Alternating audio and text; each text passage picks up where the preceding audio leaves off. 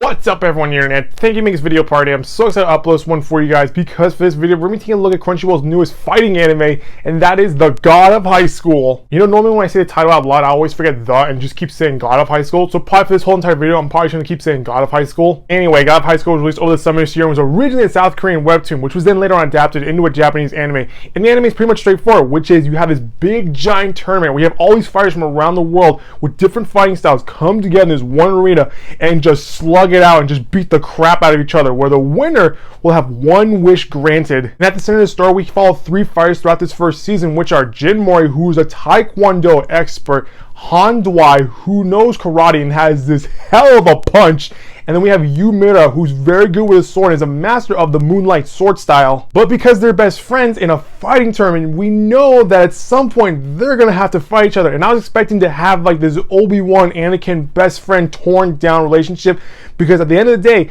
they want to win this tournament so they can get their one wish granted. For Yumira, she wants to win the tournament so that way she can like revive the moonlight sword style into the public by opening up her own dojo. For Han Dwai, he has this very sick friend who's dying, so by winning this tournament he hopes that he can save him. And for Jin Mori, he just wants to be the best fighter in the world. And that was the overall pitch to get people hooked onto the series. And for the first 3 episodes, that's literally what we got. We got to see our 3 characters enter this big fighting tournament where they get to fight a bunch of other fighters from around the world with different fighting styles, and the fighting animation was pretty dang good. However, as we get into episode 4, that's when I first realized the show's biggest flaw, which is the pacing for this anime is really rushed. And it was after episode 4 that my brother realized that when you look at the episode's title, you see title. And then I realized something.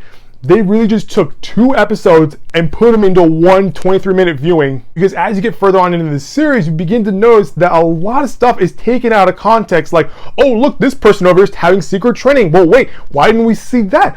Oh look, this person like knows how to do this move. Wait, when did he learn to do that? Oh, why is this person beating this person up? What is going on here? I understand you want to keep your audience entertained with big epic fights, and trust me, the fights are really epic. But because a lot of stuff is taken out of context, you really don't know what the heck is going on. But if you had filler episodes to fill your people in with some context as to what the heck is going on, they would probably know and understand the fight a lot more and would love the show even more. This first season is about 13 episodes long, but really it should have been 25 episodes. But because we had to focus more on the fights, we had to scrap a lot of character development. And sometimes the fights feel weird for 2 reasons. 1, they expect us to feel bad for the opponents that they are fighting.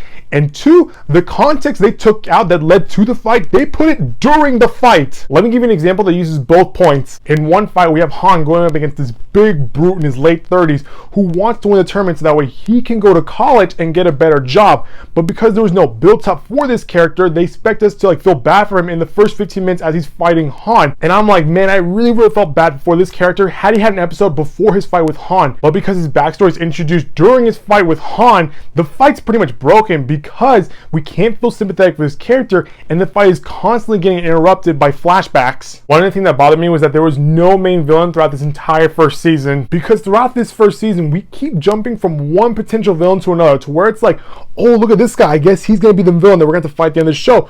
Oh look, who's this? I guess we're fighting this guy right now.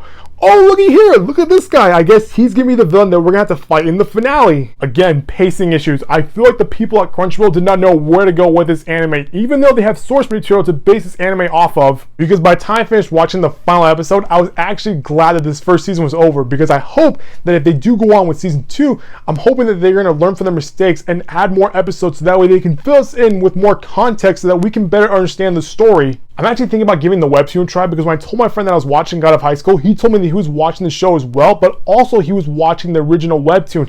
And when I asked him if the webtoon was any good, he told me that the webtoon is a lot better because it fills you in with everything you missed and everything that was taken out from the entire first season. So if I ever have free time, I'm definitely gonna give the webtoon a shot just so I can see how different it was from the anime. Well, that's gonna do it for this video, guys. That was my overall view for God of High School. If you like what you saw, click the subscribe button so you can get the latest updates from this channel. I'll see you all next time with a brand new video. Bye-bye.